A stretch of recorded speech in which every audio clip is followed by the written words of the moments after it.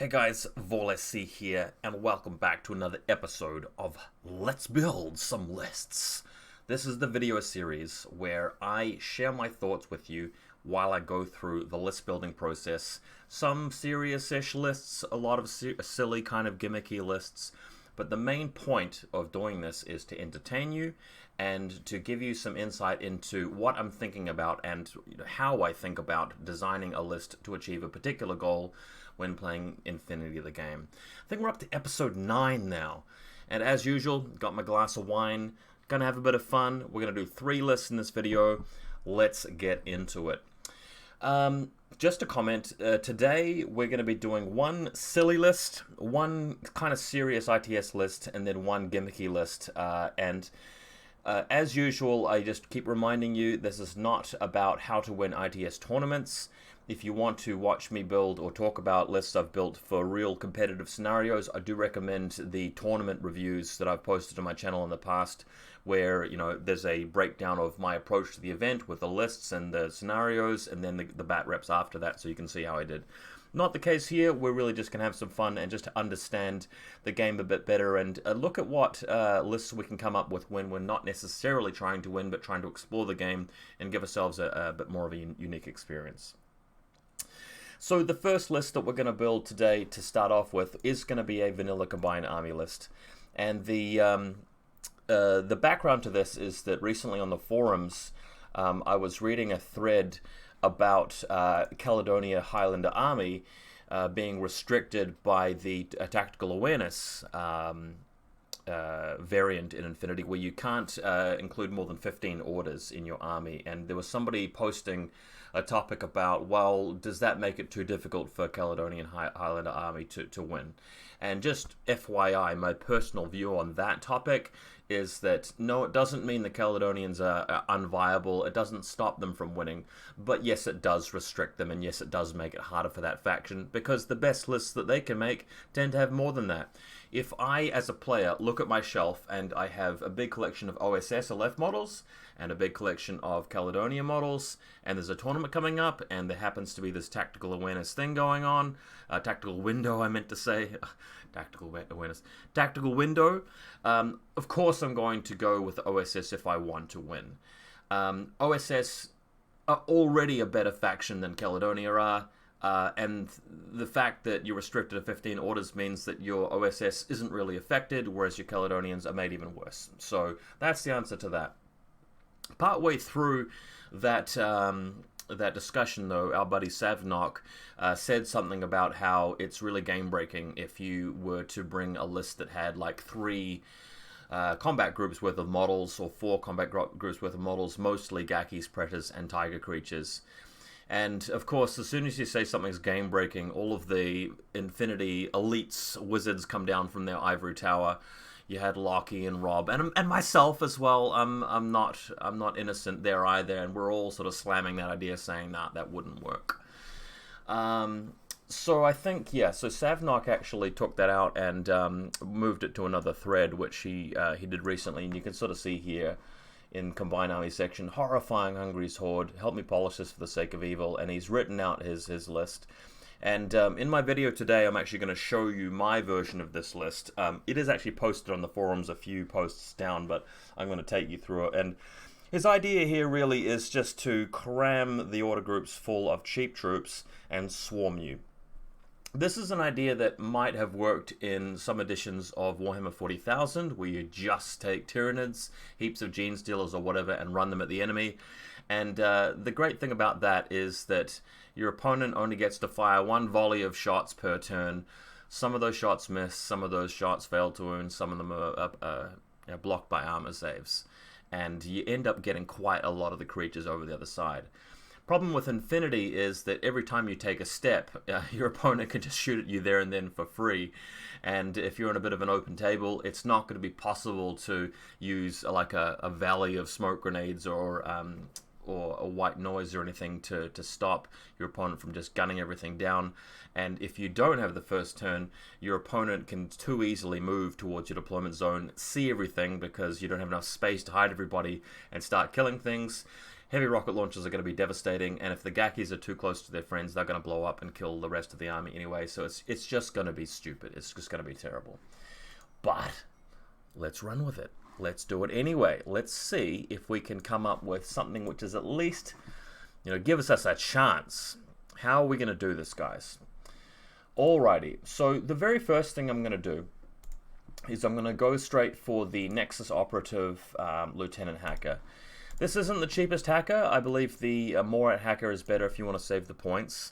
But the reason I like this guy is that we're going to need him for assisted fire on the Q drone that I'm going to be taking. And we're going to need some sort of lieutenant anyway, and I'm not going to be splashing out points on any expensive lieutenant. So rolling both of them into one important model is the strategy there.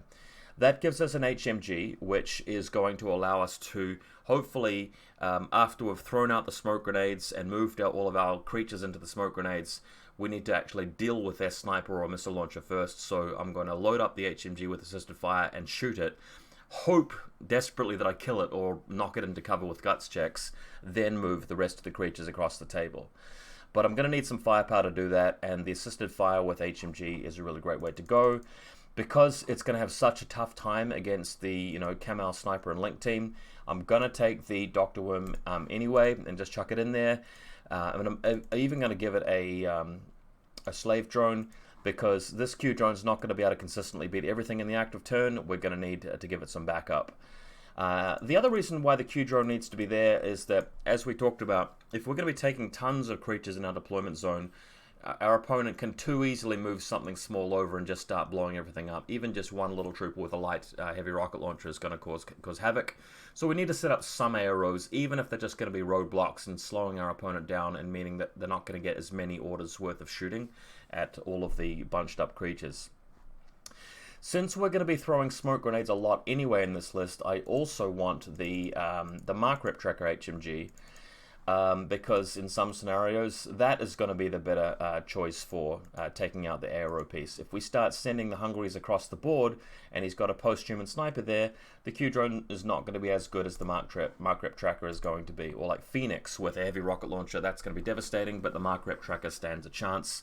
And the other reason we took the slave drone is that the Medtech and Hangback sit next to one of these guys on one end of the deployment strip, and then the other one can be at the other end, and you can doctor either one of them from that distance, right? So we want that. I'm also going to pop in the mandatory Icadrons, because we need some regular orders to be spent on our creatures, which we'll get later. We're going to take, for the same reason, the Imitrons. Definitely want those. Can take at least one flash spot, pulse spot, if not both of them. So we'll just pop one in there for now. And that's nearly, in fact, if I take two of them, that's the first half of our points spent. 150 points. And this is a bit more reasonable because we've got a full group of 10 regular orders already. And if we start spamming on little creatures after that, this is the core block that really supports them, that is the backbone of the list. Now we can start going crazy.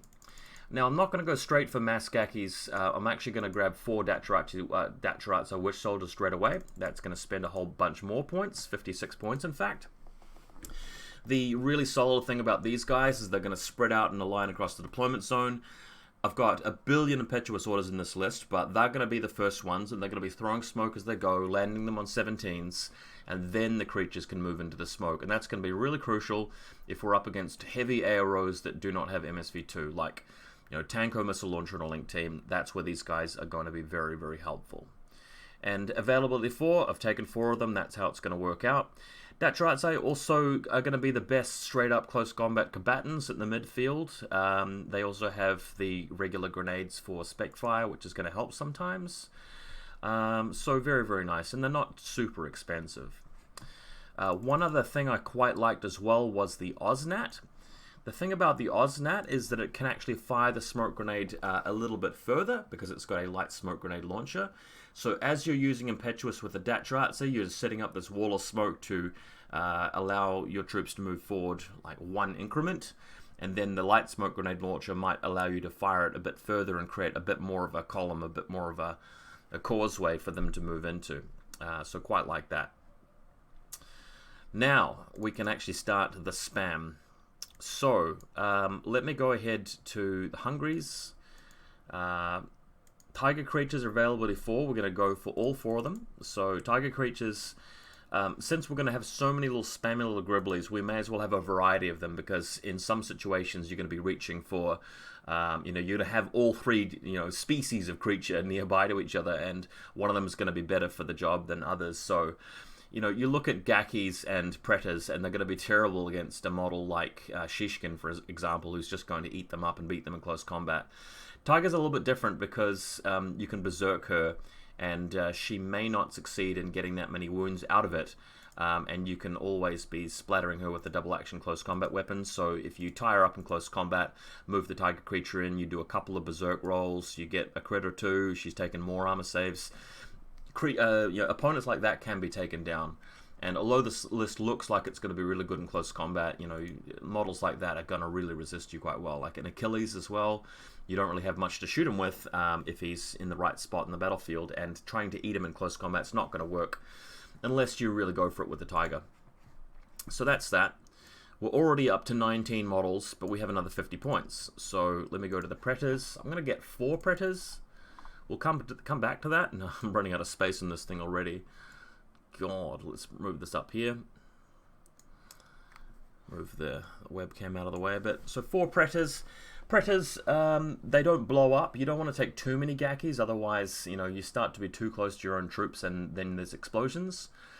But we are going to want to take some Gakkis. So let me go over to Gakkis, and how much more can we afford in this list? Dun dun dun dun dun dun dun. I think I've taken 1 too many. Let me just take out 1 Gakki. Alrighty. So that takes us to a full 29 models. I think. I might even be able to strip something out here and get us back to the maximum amount. Like if I take away 1 R-drone and put 2 more Gakkis in, then we've got a nice round 30 models in this list. Sorry, I have to scroll up and down all the time just to see them. But the next step for us is grouping. So what we don't want is to have all of these creatures in the same group, because then you can't spend any regular orders to restrain them, and you can't spend any regular orders on them to keep moving after you've spent your impetuous and your irregular. You're only going to have 4 command tokens to go around during this game, and they're going to be gone pretty quickly. So let's spread the list out a little bit. For example, if I go back and put the Pretas in this group over here, and I bring a couple of the Dacheratsi through to group 3, it's already starting to look better, because then you've got a couple of Dacheratsis to help support these guys. We might even think about bringing the Imitrons over here as well. So Imitrons come over here, and then in this last group you've got 4 regular orders and 6 irregular, so these Gakkis are a lot better supported. And then with group 1 having been freed up a bit, we can bring 1 Gakki over to here. We're going to need 1 more in there. We'll bring the Osnat as well. So that's looking pretty good. Group 2, again, looking a bit unsupported. So what I'll do is I'll take 2 of the Pretas out over here and move them into this group. In fact, to be a bit more thematic, let's bring all the Pretas in group 1 and bring the Gakkis into group 2. That way we can then take the Ichadrons and bring them into this group over here. So that's starting to look pretty cool. I'm actually going to take the Lieutenant now, and I'll take the Lieutenant over to Group 2 and swap it for the Dacheratsi, because I'd like the Lieutenant to be in a separate group from these guys. And same with the Medtech, actually, because these guys are going to want as many orders to move and shoot and do things as possible. They're going to be hogging everything, so that looks a little bit better. I'll take the Slave Drone as well and hook it up. And the thinking here is that at the start of the game, your Dacheratsi and Osnat are going to be moving out. They're going to be dropping all of the smokes. Then all of your creatures are going to be going impetuously towards the enemy, hopefully through the smoke grenades. Then you're going to be identifying some threats that they have, some sort of sniper or HMG that's going to gun down these guys too quickly, or a TR bot, for example. You're going to need to spend Group 1's orders to move out. The Lieutenant puts assisted fire on the Q-drone. The Q-drone races out and tries to destroy whatever's out there. If it doesn't work, you're going to have to send the Slave Drone up and repair it. Then after you've neutralized those arrows, then you can start slogging it out with all of these creatures and start swarming them. what you're going to be wanting to do is run directly up to the where their position is, force that change facing slash arrow, pull around the corner and then get them, and just leave the Gakkis in close combat with them. You don't necessarily even have to attack. With the Pretas and Gakkis, these guys have climbing plus, which is quite important because sometimes you're going to have opponents which are just barely on top of the building, just hanging away from the edge of the wall. You move part way up the wall, again, force the change phase slash arrow, and then come up over the lip of the building, and you're in close combat with them. If you can have a turn one where even a third of your creatures are in base-to-base contact with models of the enemy army, you've probably won. It's pretty difficult for your opponent to start trading things with them then. It's just going to be pretty disgusting. And if you've kept command tokens somehow, later in the game you can even consolidate your army list a little bit more by moving a few of the regular orders from groups 2 and 3 into group 1 and finishing them off with the Q-drone slash mark rep tracker. Another reason I like this version of the list over what we're talking about over here is that the specialists are still there, so you've got the Nexus and the Medtech still able to go up and get objectives. But there are guns to clear the way, so that's pretty important. Just coming back to what he's taken here, he's got 4 groups, and as you can see with these 4 groups, you just don't quite have enough regular orders to fuel the few things you're going to be trying to do. Don't forget that you'll be in positions at sometimes where there will be one tiger creature that makes it, or one predator that makes it over the other side of the board, and it's in just the perfect position, and you're going to want to spend a couple more regular orders on it to take advantage of that really juicy situation where you've managed to get through the armor, you're into the meat of things, and you need to get value. And at that point, having a couple of extra regular orders lying around to go and bite the head off a lieutenant or take out a tag before it gets revived, that's just going to be gold. So is this a good list? No, it's not. I wouldn't run this to a tournament. If some idiot set up a table that's way too open, this list isn't really going to cut it. I mean, even with their Q drone and the mark rep able to shoot things, they're not going to be able to kill everything. Having a Kamau sniper on a link team is going to be really problematic. Having a tag is going to be really problematic if you're up against, say, a friggin' avatar or whatever it might be, a cutter. I mean, with the orders you've got in Group 1, you're not going to be able to destroy it. And if the tag's still standing there and you can't leave the smoke grenade and you can't continue moving out, it's just going to be awful. And if your opponent makes it into their turn with a tag or something like that, it's just going to devastate your army too easily. You've got serious problems against a lot of things like Specfire grenades, like Squallow, that kind of thing, lizards. Like even infiltrating grunts with heavy flamers are going to be a problem. Any opponent that's built their army list to be going first, you think about, like, even impersonators with combi rifles are just going to pick this thing apart. Dale armies with light shotguns splashing templates into your deployment zone. It's just going to be ridiculous. The other comment that people make is that there are too many orders here and too many irregular orders, so you're going to eat into time. I have always strongly disagreed with that. I think that if you know what you're doing and you've practiced and you aren't going to second guess every second move, you can easily play a list like this during a normal time allotment. It's just that you're going to cop a lot of flack if you have to start thinking about what you're doing and taking a lot of time to measure things out and to determine the exact route for Impetuous. If you are too slow with that, your opponents, the first thing they're going to say is, oh, you brought it on yourself because you took a list with 30 models in it. And they're only partly going to be right. But you leave yourself open to that very cheap shot if you are going to be going for this. So this has been a really good theory and exercise in list building. I hope you guys like this. If you do decide to try it, maybe in Tabletop Simulator, let me know. Maybe I'll give it a go sometime, but it is quite a silly list.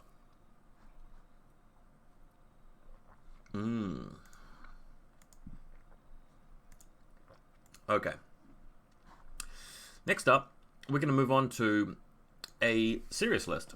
A list that I would actually play in ITS.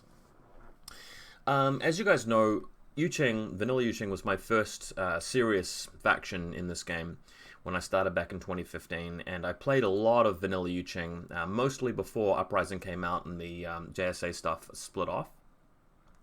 Even after the JSA thing split off, I did play them a fair bit, and I've played them in tournaments, and they are pretty strong.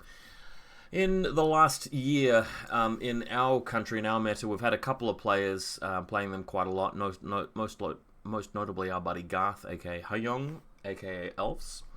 And I've helped him a bit with his lists, but today I want to talk you guys through my personal view on how I would optimally play Yu Jing in the current environment with all the current stuff we've got. Because it has actually evolved over time, and we do have some new units, and it's been a while since I went back to the problem of how do I optimize vanilla Yu Jing. So I'd take two lists obviously to a tournament, but one of my lists would actually be centered around the Hack Tower with HMG. So let's talk about this particular thing. The Hack Tower is something that you build your list around. Yu Jing are quite good at doing this. You've got a lot of cheap support cheerleaders and stuff, and you've also got some very potent heavy infantry models. I usually like to have a bit of an anchor in there that costs between 40 and 80 points, and the Hack Tower is one of my go-to, options for that. There's a strong argument for instead going for the Mo Wang because of its ability to NCO the lieutenant's orders. There's a strong argument for having the Xian Warrior, and I often do have the Xian HMG, and maybe in my other list I would have it there. Pretty good argument for the Su Jian, which is a very good, attacking piece. You might want to stick with something like the Dao Fei. There are a bunch of viable options, which is one of the reasons why Yu Jing as a faction is pretty cool. You're not just sort of pigeonholed into one specific type of list. I used to be a massive advocate of the Executive Order Hack Tower. It was weakened a little bit by an errata or FAQ recently about, once the Lieutenant Order's been spent and you reveal the Hack Tower, you can't then respend it. But I'm not really bothered by that. And in fact, I don't even think that was a ruling. I think I've got that wrong, but they weakened it somehow. It doesn't really bother me. I would still go for the Executive Order if it wasn't for the fact that the Dao Ying exists now. The Dao Ying is just one of those new units that's kind of a bit too optimized for its own good. You look at it and go, well, I get a lieutenant out of this, I get a hacker out of this, and I've got a nice protective Kamamaka shield for both of those investments, both things that need to be protected. And being a Lieutenant 2 hacker means that you can put assisted fire on something safely and then return to camo with that second Lieutenant order without impacting the fuel that the rest of the list needs in terms of resources. So that's pretty cool, and because I'm going to be wanting to put up assisted fire and use hacking, the Mo Wang isn't going to benefit from the NCO as much as we would normally like. Now, the other reason I want this hacker in there is because with the big centerpiece unit being the Hack Tower HMG, I'll be running a Rushi. Because I want to be able to take advantage of the really useful smoke grenades I'll be putting out there, and the Rushi is a very undercosted unit, very powerful unit. I'm going to be wanting to take that. The thinking is here that there's a pretty subtle but important difference between the Spitfire being on the MSV2 being on the Spitfire platform versus the HMG platform. The way I like to think of it is that one of my lists is going to have the Xian Warrior but no Rushi, and the Xian Warrior will have the HMG, and the other list will have some other big HMG in it and the Spitfire to back it up. And it's about the range bands. If we're on a big open table and my opponent's got a lot of stuff further away and the Spitfire's going to have a hard time approaching it, the Xian Warrior would have been better. And I can look at some tables and go, right, this is likely to be an issue. I'll take the Xian Warrior this time. But if the Hack Tower can just deal with that thing in the distance, as it most likely will, Hack Tower is such a solid piece for doing that, then the Rushi can be the thing that moves out, takes advantage of the smoke, kills the ODD staff, smashes up Steel Phalanx, and more importantly moves into their territory and gets the kills against models that are going to be trying to hide in various different places. Because we're investing in these specific pieces, we're working through the list systematically, as you can see. We grab the Doctor, and that's so important because the Hack Tower is going to be engaging a lot of opponents at long range. It's not going to win every single time. When it goes down, we're going to need the Doctor because reviving a 68-point unit like that is just such massive value. You can never go without the Doctor for that eventuality of the Hack Tower just taking it.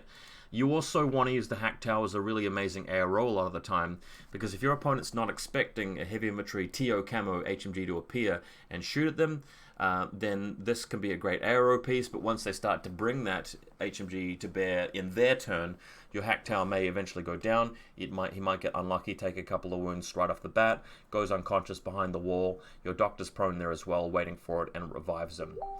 For similar reasons, I'm just going to turn off Facebook since I'm getting so many messages.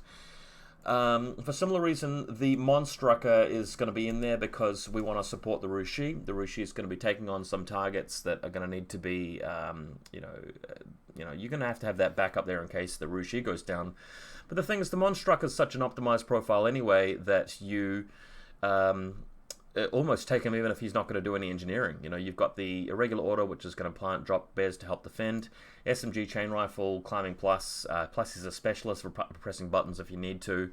Just such a good choice and cheaper than the mech engineer by 2 points, despite being better.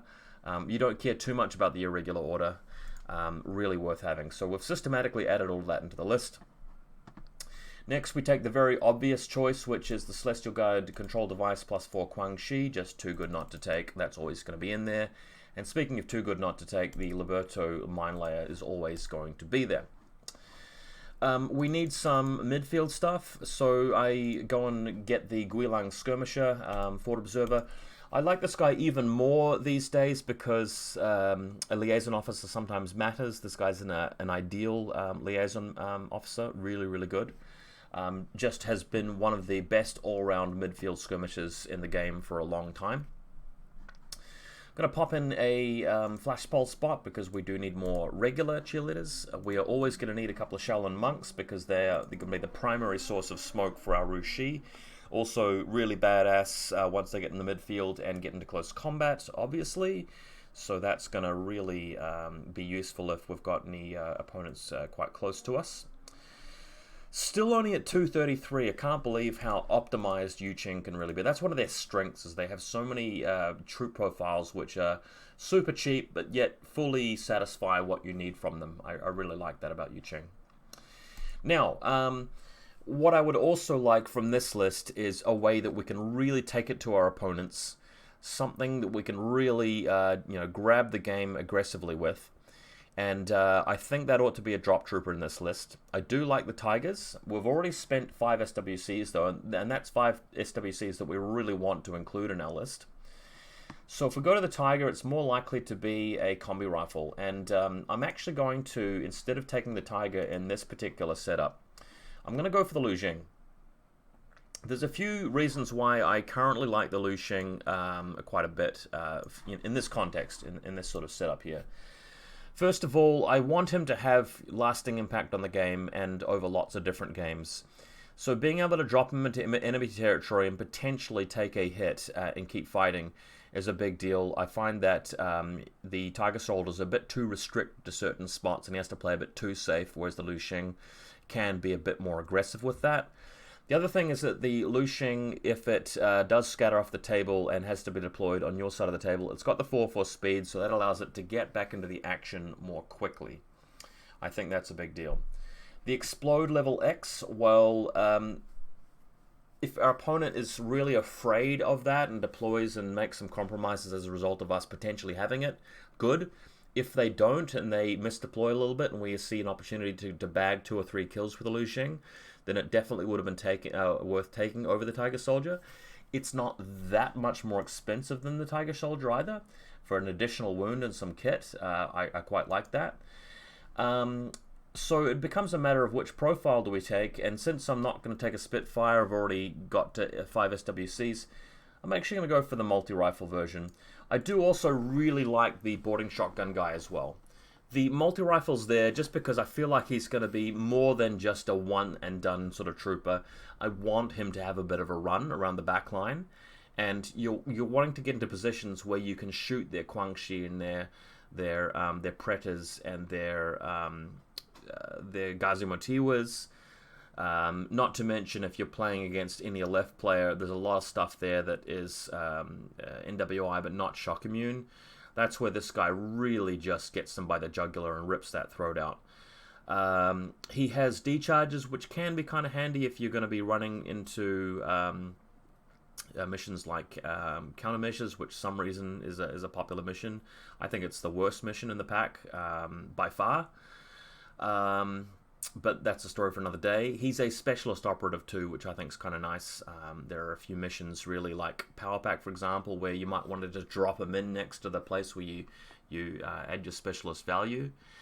So that's pretty cool. Lu Xing goes in there, and we've already got a nice little list going on. There's 29 points left, and I would usually recommend just grabbing the ninja. Killer hacking device, you've gone to 300 points. It looks perfect at this point. The ninja is just so good for so many different reasons. Amazing close combat ability. You hide him until he's useful. He's always going to have an impact on just about every game. Just an amazing specialist. The bow can sometimes be handy in arrow. I mean, I've talked this guy to death in other videos. However, there's also an argument for not taking him these days. I think he's starting to become a bit more of an ISS-only piece. Still very powerful in vanilla Yu Jing, but you can get away with not taking him because there are other things in the list that can do the close combat attacks.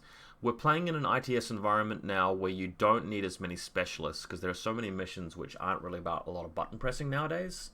You've got all this stuff like the armory and frontline that's staying in there and power pack, and you don't need swarms of specialists to complete these missions. So another way we can do this is to drop the ninja and actually grab the TR bot. So with the TR bot going in there, we'll put him in group 1, and I'll move the Monstrucker to group 2, Liberto to group 1, and the something else, the Lieutenant into group 2. By the way, what you can do now is you can even afford a Yao Zhao over here, and that just gets attached to probably the Monstrucker, given that we've got the Rushi and the Hu Song, and we want them in different spots. Plus, the Yao Zhao's really good at following after the Rushi after it goes into the midfield and dies out there. But the main difference between this list and the ninja list is that it sort of synergizes a bit further with what we've already got. So the Monstrucker now has the ability to repair the Rushi or the TR bot, both of which are probably going to take some damage during the game. And the Lieutenant 2 hacker has the ability to put assisted fire on the Rushi or the TR bot. In fact, with Lieutenant level 2, you might find yourself actually spending assisted fire on the HMG, doing some shooting with it, and then shifting it to the Spitfire in the same turn, spending both of your Lieutenant orders if you're willing to stay out of camo state. Having the HMG in there also kind of baits in a bit more of your opponent's efforts to deal with AROs. You might find a situation where they're baited into attacking your HMG, which can be revived later by your Monstrucker. But as they come in to attack the HMG, you bring your Hack Tau out of hidden deployment, and you're now responding with both of them. That's a pretty classic tactic, which is now possible, right? So I think that is pretty cool. The Hack Tau may be deployed on one corner of the deployment zone where it doesn't have, the best lines of sight. The HMG might be on the other side of the table, on the other side of the deployment zone, and just in a better position to shoot things with. HMG is a great backline defender for their drop troopers. I mean, if you're playing Yu Jing versus Yu Jing and your opponent's got a Lu Xing, well, having a TR bot's a lot scarier for a 2-wound model than, just some lone sniper at the back, which might only do 1 wound. So there is that as well. TR bots, you don't want to use it as too much of an arrow piece, covering too much of the table. You want to just cover some little angles. And it basically means that this list is defending from all ranges, all angles, and it's just a very, very robust, very flexible, very forgiving list. You can take this to a tournament and play it all 5 games. Just about any mission is doable with this sort of setup.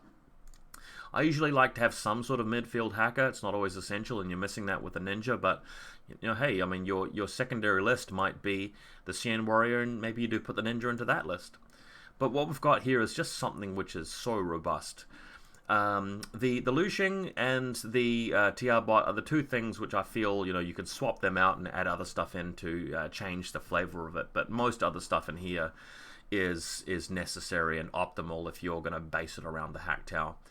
Hack Tau, as ever, just a solid piece. Just because he's old, just because he's been in the game a long time, and just because he's very well understood, doesn't mean that he's not good anymore. Far from it. He's going to be better at winning face-to-face roles at the ranges you want him to do that. He's going to be better at doing that than the Dao Fei is and the Mo Wang is, and you name it. He's got the flexibility there, and he even defends himself up quite well close with the nanopulsar and his good close combat stat, DA close combat weapon, He's the kind of guy that you can have as your ace up the sleeve coming into turn 3, where you've lost your Rushi, you've lost your Liberto, and your HMG and your Liu Xing's died, and you're just spending your last couple of command tokens to move a couple of orders from Group 2 to Group 1, but you're making a push with like 7 regular orders on your hack tower, and you just move over and kill them. I mean, he's the kind of model that can do that. So really happy with this kind of YuJing list, and YuJing very much powerful faction. Let's build some lists.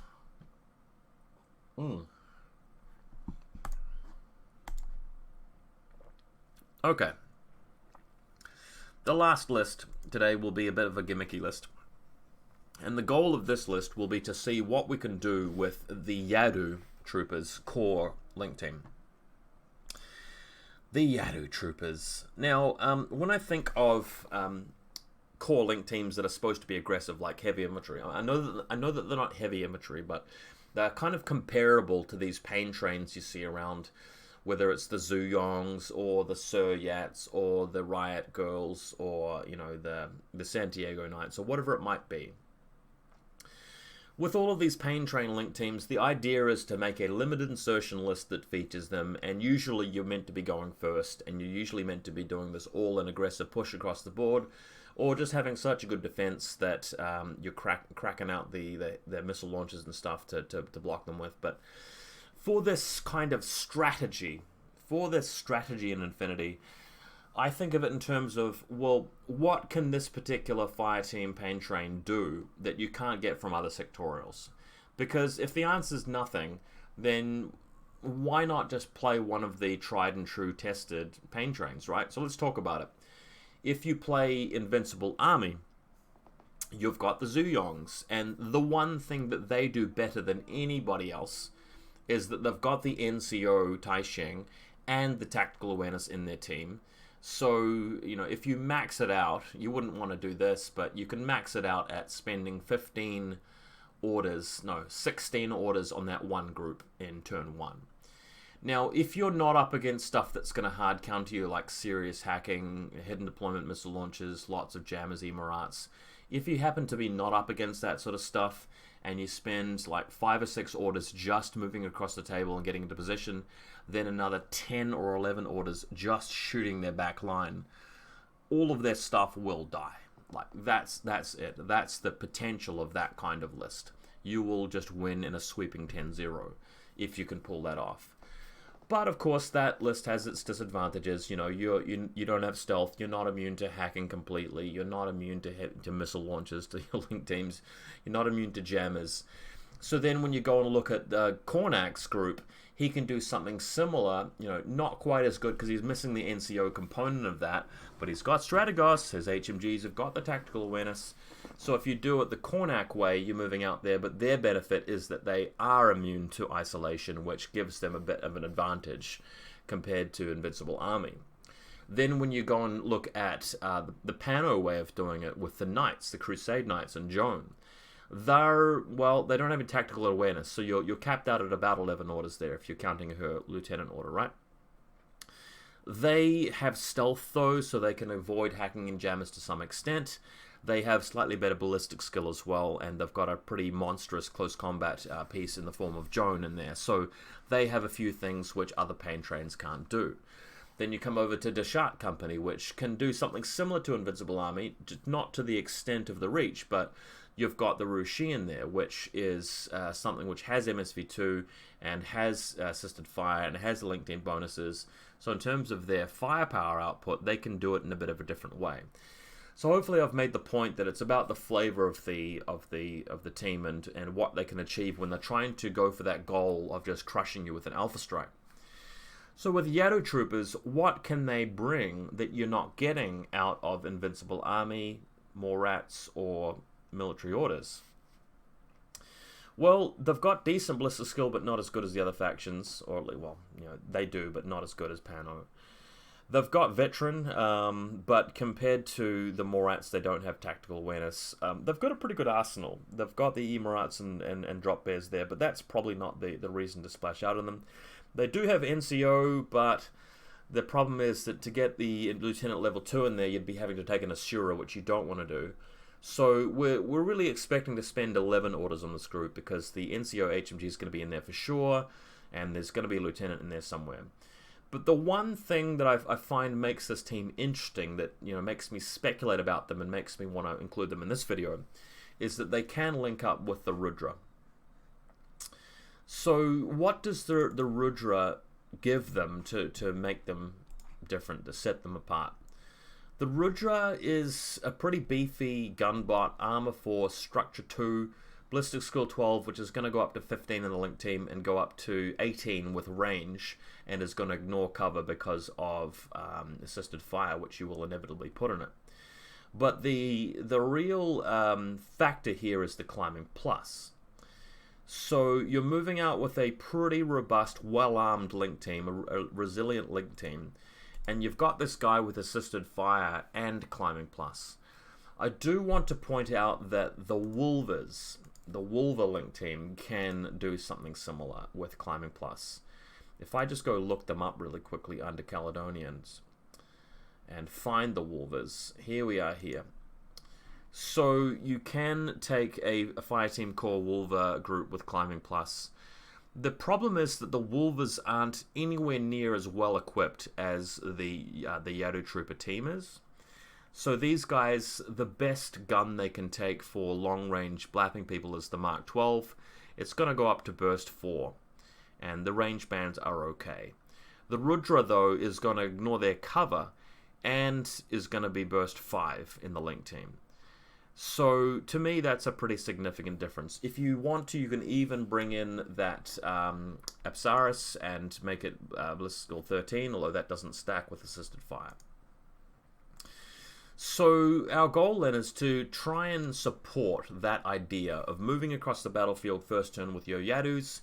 You're gunning them down with your HMG, you're snipping out any war cores and flashball spots, but you're hopefully going to be getting near to their deployment zone and then moving up the Rudra on the side of a wall, giving it access to things that thought they were going to be hiding, and then absolutely obliterating them with effectively Blister Skill 18 with 5 dice with shock. So that's going to be our hope and our dream.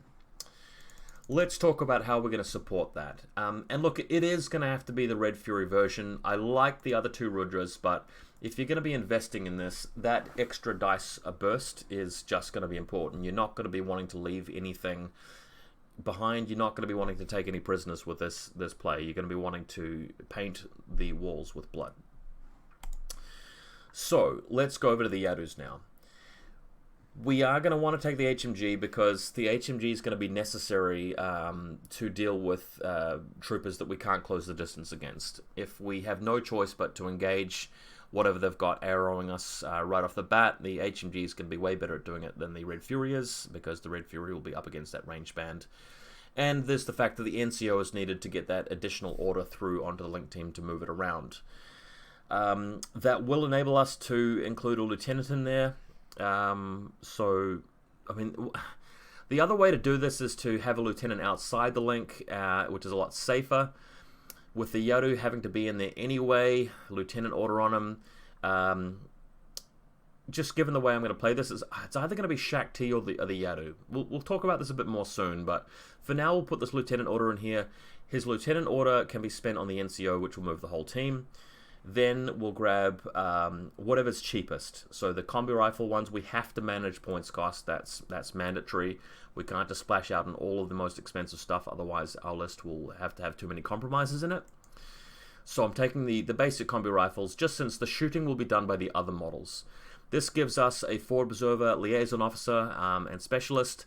It also gives us a number 2, which I think is a big deal, because having the link kept around rather than being swapped out too often is important. The Emirat potential here is really, really nice. Very good defense against some things that care about Emirats, and also because you might even move close enough to their tag and they see that they're going to get hit by the double Emirat burst from the link team, and they just go for the dodge, and your lieutenant option might just be able to then blast them with the multi-rifle again and again and again until they're dead. So I do like that. Also liking the mine dispenser as well. chances are your push isn't going to be able to delete every single model, so in your last 1 or 2 orders as you're retreating, you might be able to throw some mines out in the battlefield, and that will prevent the retaliation from being as severe when they're coming back for you. Okay, we are going to need some post-humans, so this is important because the post-human is going to be the one putting assisted fire onto the Rudra. And because we've got a lot of SWCs left, because we didn't get ourselves a heavy rocket launcher, we're going to take the multi-sniper. And again, it's important to be able to defend. If we're not going first, our opponent's going to be rushing towards us, trying to pick apart our link team and destroy our cheerleaders and making the game really difficult. Having that multi-sniper out there to slow them down, be that speed bump. If they kill it at the end of the turn, that's fine. You're not down an order. Things are looking good. Also going to be wanting to buy a couple of flashball spots. We need to manage the points cost since we've spent so much already, so these guys are about the best cheerleaders you can get. We could go for the whole net rod way of doing it, but I just don't really want net rods floating out and dying when we need every last order we can to maximize the potential of that Rudra. 2 orders left, and we haven't spent any SWCs. We can have a Sophotect in there, but I'm thinking that the Sophotect isn't going to be very helpful on the Yadus who are going to go into NWI rather than unconscious. Yes, you can try and revive them from NWI back to one wound state, but it's not really the cleanest way of doing it. It's a little bit risky, and this is kind of going to be a bit more of an all or nothing list. The proxy is going to be doing most of the defending. I don't really feel like putting the Sophotect in there. If anything, it would be basically changing the Mark 1 to an engineer, but I don't want to do that. What I am interested in doing is grabbing a couple of midfields with our last couple of orders. We could mix it up with the Dazu or Dart or the Nagas. We'll try the Nagas. I do like the Assault Hacker. If anything's going to crack this team, you'd think a Sphinx or something like that would really give them a hard time. Having something out there that could potentially do something about it's pretty good. I also do like having a nasty hacker in there when the Rudra is going to be moving so close to them with its repeater. So when they come into range of the Rudra, you've got your regular hacker with Brain Blast, Assault Hacker, and I suppose you could even take the Naga killer hacking device as well if you want to, if you like that whole hacking game. I kind of like the idea of popping in the mine layer, just because then you've got 3 camo markers out there. It's even less clear as to which one's which and where the hacking device is. They're not going to know that. And you've already got 1 midfield specialist out there. You don't necessarily need 2. The boarding shotgun gives you another option against the combi rifle for that sort of range. And this list, is going to struggle a bit more going second compared to going first. So you want to have another tool there to slow them down. And that does leave us with another 6 points. That's where we could do something like, we'll come back to this lieutenant and we can go, well, what about taking Shakti then? What if we do put her in there? Because that way, you've got your lieutenant, and you've got the Mark 12, which sometimes is going to be a good gun to use. She still keeps the Emirat, which we like, and she is the killer hacker, which is going to be a great way of making sure you've got all the hacking programs going through that repeater that's going to be quite close to their line. So if they move over to, come too close to the Rudra, you've got something which can hack them with Oblivion or Overlord. You've got the basic hacker, of course, as well. Then you've got all of the Sucker Punch and the other killer hacking programs too, which is really awesome. Shakti might even be able to make use of Cybermask closer to their line, which I think is nice. She's still a veteran.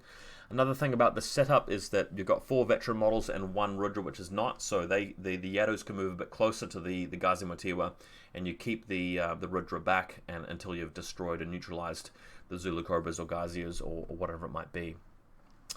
This lands us at 298. We could spend the other 2 points somewhere. I don't immediately know where. Maybe the Yadus could be upgraded. Is there a 34-point version? Not really. There are ways you can fool around with this. You could change this Rudra to a K1 marksman rifle but lose the Red Fury. I don't like that. I'd rather have that extra burst, although the marksman rifle with K1 ammunition, imagine coming up across the building and over their building and into line of sight of their tag and just shredding the tag with K1 ammo. How sad would they be?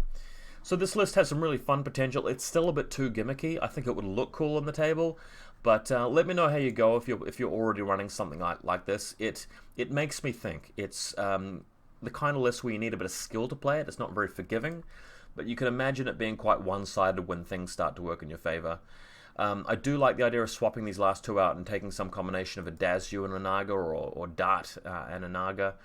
But again, it's going to be the main team doing the work and using the orders rather than the midfielders a lot of the time. So having a couple of defensive midfielders seems like a good way to go. This has been another episode thing of Let's Build Some Lists. I hope you guys liked it. We talked about the Hungaries, we talked about the optimal Yu Jing for me, and we talked about the Rudra Yadu calling team. Hope you guys had a good time, and we'll see you in the next one.